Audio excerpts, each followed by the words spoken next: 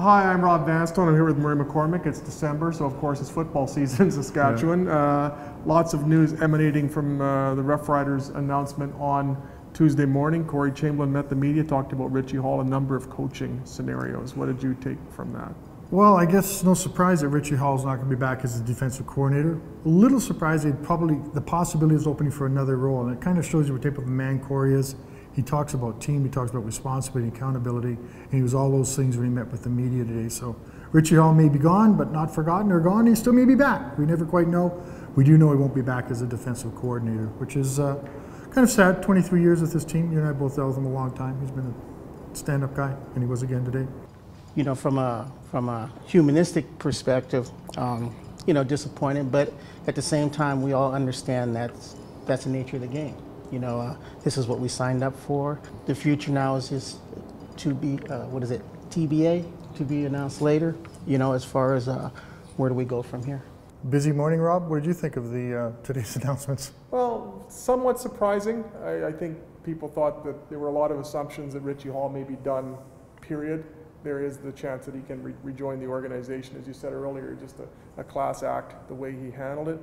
Be interesting to see now what happens on the overall coaching front. We talked a bit today, Corey Chamberlain talked a bit about why George Cortez wasn't renewed. Didn't get into a lot of specifics.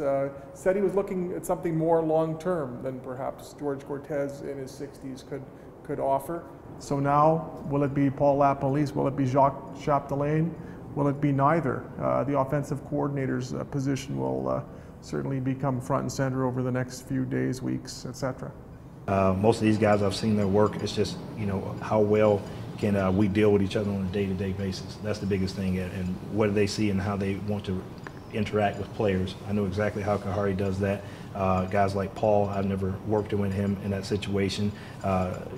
Jock, Pete, different things like that. I haven't worked with them, so those are guys that I have to just see how we see things on a day-to-day basis. The other component is the announcement of a scroll of free agents that the Rough Riders are going to have to deal with. In some cases, they won't deal with them at all, but there's a few plums there: Weston Dressler, Ben Heenan, Tyrone Brackenridge.